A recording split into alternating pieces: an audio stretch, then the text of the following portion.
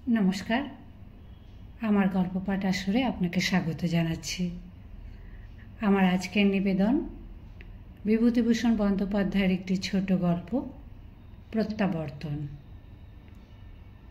মাথাটা আগে থেকেই ঝিমঝিম করছিল, আবার বোধহয় জ্বর আসছে। পাল্লা হরিশপুরের মাইনার স্কুলে পড়ি। বাবার হাতে পয়সা নেই, মা কান্নাকাটি করেন, ছেলেটার লেখাপড়া হলো না। তাই পাল্লা ইউনিয়ন বোর্ডের প্রেসিডেন্ট সরানন চ্যাটার্জি আমার সাবেক স্কুলের মাস্টারমহাশয়ের অনুরোধে পাল্লার মাইনর স্কুলে বিনা মাইনেতে পড়তে দিয়েছেন। গ্রামের পুরুত ঠাকুর শ্রী গোপাল চক্রবর্তী দয়া করে তার বাড়িতে আমার থাকা খাওয়ার ব্যবস্থা করেছেন। আমি এখানে আজ বছরখানেক হলো।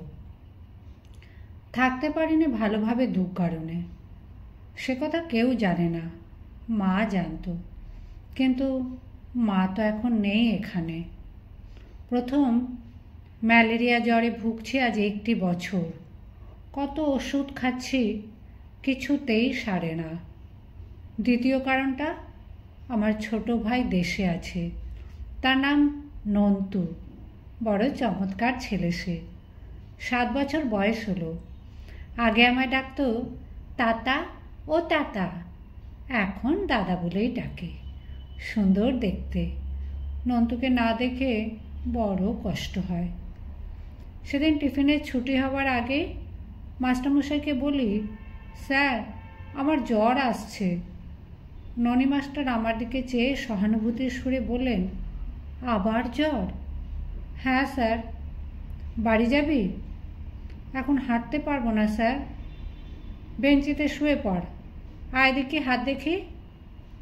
হাত দেখতে হলো না, গায়ে হাত দিয়েই বলেন, বড্ড জ্বর যে, গা পুড়ে যাচ্ছে, শুয়ে পড় শুয়ে পড়। শুয়েই পড়ি বেঞ্চিতে। তারপর জ্বরে কখন অজ্ঞান হয়ে গিয়েছি। যখন জ্ঞান হলো তখন আমতলার স্কুল বোর্ডিংয়ে আমাদের ক্লাসের গোপালের তক্তপোষে শুয়ে আছি। গোপাল আমার পাশে দাঁড়িয়ে বললে, কেমন আছিস বিনোদ? সে কোথা থেকে দৌড়ে এসেছে, গায়ে ঘাম, মুখ রোদে রাঙা হয়েছে। বললাম, দৌড়ুচ্ছিলি? হ্যাঁ, ষাঁড় তাড়াচ্ছিলাম, হেডমাস্টারের কপিক্ষেত সাবার করেছে। আমার গায়ে হাত দিয়ে দেখ, জ্বর আছে? বেশ আছে। বাড়ি যাবি নে? হাঁটতে পারলেই যাব। তাই যা, এখানে শোবার জায়গা নেই, কোথায় থাকবি? বাড়ি যা। বাড়ি যাব কোথায় তাই ভাবি। এ আমার নিজের বাড়ি নয়। যার বাড়ি থাকি তিনি বাড়ি বাড়ি ঠাকুর পুজো করে বেড়ান। তার বাড়িতে খুব খাটতে হয় আমাকে। তার ছোট মেয়েটাকে সর্বদা কোলে করে বসতে হয়। একটু যদি কেঁদে ওঠে খুকি, তার মা আমার ওপর চটে যান। একদিন মনে আছে, স্কুল থেকে বাড়ি গিয়েছি, খিদে সমস্ত শরীর হালকা হয়ে গিয়েছে। খুকিকে আমার কোলে দিয়ে তার মা রান্নাঘরে ঢুকলেন। আমি আসবার আগে থেকেই খুকি কাঁদছিল। আমার কোলে উঠে আরও কাঁদতে লাগলো। আমি কত বোঝালাম, কত ছড়া বললাম, গান গাইলাম, কিছুতেই শুনলে না, কান্নাও থামালো না। ওর মা এমন রেগে গেলেন আমার ওপর, আমার কাছ থেকে খুকিকে নিয়ে নিজে কোলে করে বসলেন। আমায় কিছু খেতেও দিলেন না। রাত্রেও আমাকে ভাত দিতেন না বোধ হয়। রাত্রে চক্রবর্তী মশাই খেতে বসে বললেন, বিনোদ খেয়েছে? তখন কত রাত হয়ে গিয়েছে, খিদে অবসন্ন হয়ে পড়েছি। স্কুল থেকে এসে পর্যন্ত একগাল মুড়িও খাইনি। অন্যদিন এমন সময় কোন কালে আমার খাওয়া হয়ে যায়। পুরুত মশাই নবীন তাঁর চণ্ডীমণ্ডপের দাবা খেলার আসর থেকে রোজই বেশি রাত করে ফেরেন। তারপর তিনি খেতে বসেন। খুকির মা বললেন, না। পুরুত মশাই বললেন, কেন, এত রাত্রেও খায়নি এখনো? জ্বর হয়েছে বুঝি? না, জ্বর হবে কেন, বসে পড়ছিল, তাই ভাত দিইনি এখনো। যাও ডেকে দাও, ছেলে মানুষ, খিদে পেয়েছে, আমার পাশেই বসুক। তুমি খেয়ে উঠে যাও, দেব এখন। না, ওকে ডাকো, জায়গা করে দাও এপাশে। পুরুত ঠাকুরের কথায় আমায় জায়গা করে দিলেন খুকির মা।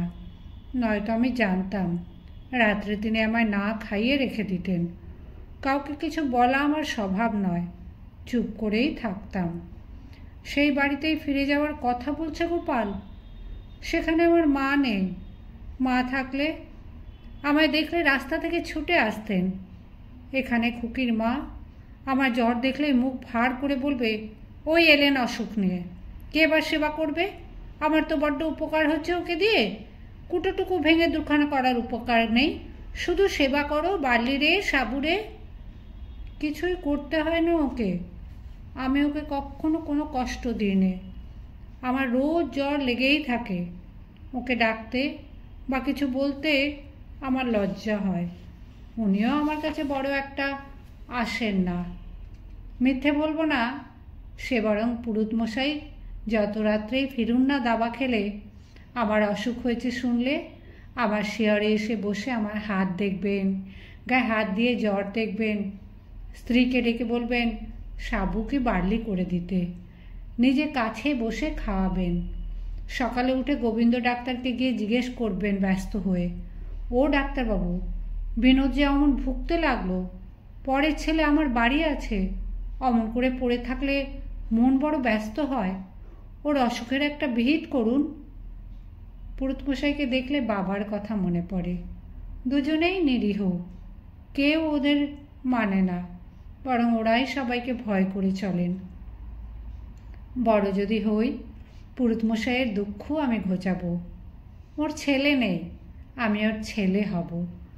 না, ওদের বাড়ি আমি এখন যাব না।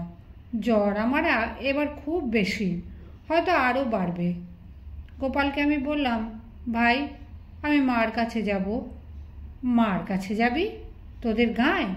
সেখান থেকে 6 কোষ রাস্তা, নদী পার হতে হবে কেউটে পাড়ার খেয়াঘাটে। পারবি কেন এই জ্বরগায়? তা হোক, তুই কাউকে বলিস নে। আমার পকেটে সরকারি ডাক্তারখানার ওষুধ আছে, আমি যাব। রাতেটুকু তোর খাটে থাকতে দে। গোপাল রেগে গেল, বলে, দায় পড়েছে তোকে থাকতে দিতে? তোর যত বাজে আবদার। বাড়ি যাবি কি করে এই অসুখ গায়ে? বাড়ি যাবি বললেই হলো? আমারও খাটে জায়গা নেই। দুজনে শোবো কোথায়? আমি রুগীর সঙ্গে এক বিছানায় শুই নে, বাড়ি যা। মনে বড় দুঃখ হলো। গরিব বলে সবাই হেনস্থা করে। গোপাল যে আমার এই অসুখ গায়ে তাড়িয়ে দেবে, তার মানেও তাই। আমি বাইরে এসে দাঁড়ালাম। বেলা এখনো 2 ঘন্টা আছে। শরীরটা একটু হালকা মনে হচ্ছে। এই 2 ঘন্টা হাঁটলে কেউটে পাড়ার খেয়াঘাট পর্যন্ত পৌঁছতে পারবো না? খুব পারবো। খেয়াঘাটের ইজারাদার যে ঘরে থাকে, বললে আমাকে জায়গা দেবে না একটু? গোপালের মতো নিষ্ঠুর তারা নয়, পুরুত ঠাকুরের বউয়ের মতো নিষ্ঠুর তারা নয়। আচ্ছা ভাই, চললাম বলেই রওনা হলাম বোর্ডিং থেকে। লুকিয়ে মাঠের রাস্তায় ধরলাম। আমি জানি আমি বেশি দিন বাঁচব না। মাকে আমার দেখতেই হবে। কারো কাছে যাব না, মার কাছে যাব। চৈত্র মাস, অথচ এমন শীত করে এখনো। বেলা খুব বেড়েছে। মেঠো পথের দুধারে ঘেঁটু ফুল ফুটেছে কত।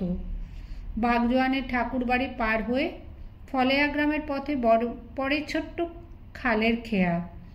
একখানা নৌকো আছে, মাঝি থাকে না, নিজেই নৌকো বেয়ে পার হয়ে ওপারে শিমুলতলায় বসি।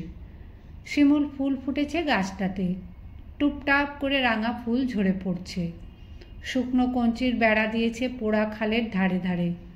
চাষাদের মুসুরি খেতে মুসুরি পেকে গাছ শুকিয়ে গিয়েছে, কিন্তু এখনো মুসুরি তোলেনি। ঘেঁটু ফুলের কি সুন্দর গন্ধ বেরোচ্ছে পড়ন্ত রোদে। নিঃশ্বাস টেনে শুঁকি। কেবলই হাঁটছি, কিন্তু হাঁটতে পারি নে আর। পা ধরে আসছে।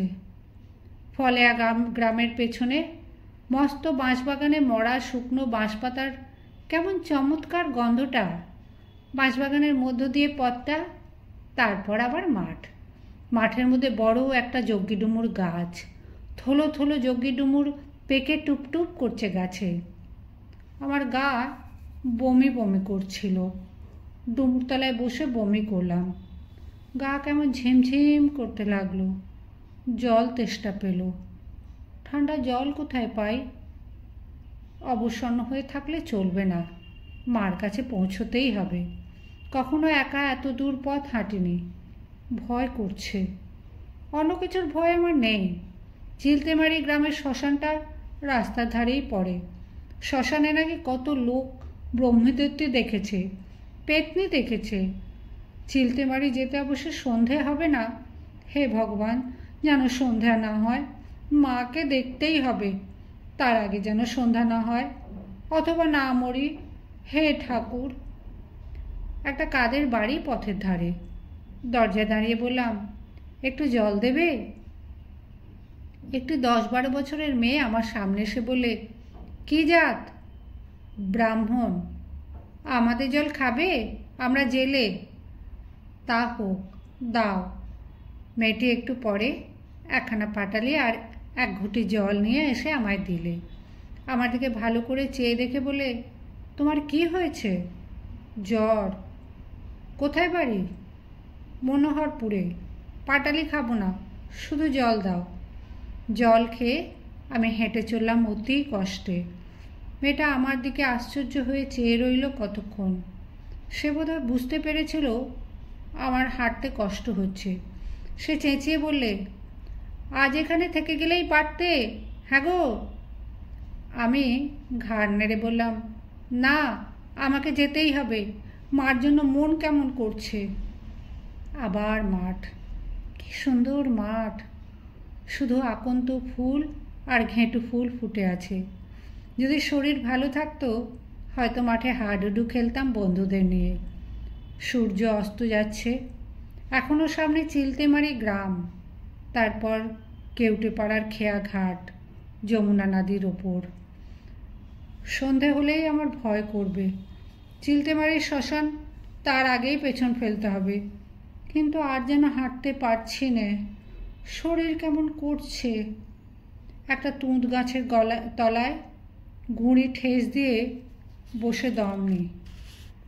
সূর্যটার দিকে চেয়ে চেয়ে দেখি, সূর্য ডুবলেই অন্ধকার হয় না। ভরসা একেবারে ছাড়িনি। আচ্ছা, তুঁততলায় যদি আর খানিকটা বসি? না, তাহলে কেউটেপাড়ার খেয়াঘাটে পৌঁছতে পারবো না। আবার জ্বর আসবে নাকি? শীত করছে আবার। এক দাগ ওষুধ পকেট থেকে বের করে নাক টিপে খেয়ে নিলাম। বিকট তেতো কুইনিন মিক্সচার। মা সুপুরি কেটে দেবে বাড়িতে, তখন শুধু মুখে আর ওষুধ খেতে হবে না। চিলতেমারি ছাড়লাম প্রাণের দায় জোর হেঁটে। শ্মশান রাস্তার বাঁ দিকে তেলাকুচো আর সোয়াদি গাছের নিবিড় ঝোপে অন্ধকার হয়ে আসছে। আর চোখে একবার চেয়ে দেখে সন্তর্পণে রাস্তা পার হয়ে যাচ্ছি। কে যেন বলে উঠল, পারবি না তুই মায়ের কাছে যেতে? আমরা তোকে যেতে দেব না, তোকে এই শ্মশানেই রাখবো। তোর ওসব মনের ভুল। রাম রাম রাম রাম। এখনও অন্ধকার হয়নি। অন্ধকার না হলে ওসব বেরোতে পারে না। রাম নামে ভূত পালায়। সত্যি, আর কিন্তু হাঁটতে পারছি না। কেউটেপাড়া এখনো কত দূর। ওই দূরে বাঁশবন দেখা যাচ্ছে। কেউটেপাড়া গ্রামের এখনো অনেক দূর। এই বড় মাঠটা পার হতে হবে। জনপ্রাণী নেই। এই সন্ধ্যের সময় মাঠে কেউ দেখবার নেই। কেন গোপাল আমায় তাড়িয়ে দিলে বোর্ডিং থেকে? আমার ভয়ানক জ্বর এসেছে। আবার জ্বর এসেছে। কেউটেপাড়া কত দূর? চোখে যেন সর্ষের ক্ষেত দেখছি চারদিকে। পুরুত ঠাকুরের স্ত্রী রাগ করে বলছেন, মা গো, ছেলেটা শুধু জ্বর আর জ্বর, পরের আপদ কে দেখাশোনা করে? আজই বিদায় করে দাও। ননি মাস্টার বলছে, ওর পা ফুলেছে, ও বাঁচবে না, ও এবার যাবে। ডান দিকে একটা বড় আম গাছ রাস্তার ধারে। ওইখানে একটু শুয়ে জিরিয়ে নেব, আর এক দাগ ওষুধ খাবো। আর হাঁটতে পারছি না, ভীষণ জ্বর এসেছে। হঠাৎ আমার মনে হলো ওই আমতলাতেই মা আঁচল বিছিয়ে বসে আছেন। আমি আসবো বলেই কখন থেকে বসে আছেন। মা এগিয়ে এসেছেন আমায় নিতে। আমি টলতে টলতে মার কোলে শুয়ে পড়ি। মাথায় একটা কিসের চোট লাগলো। তারপর আমার আর জ্ঞান নেই। অন্ধকার নামলো মাঠে।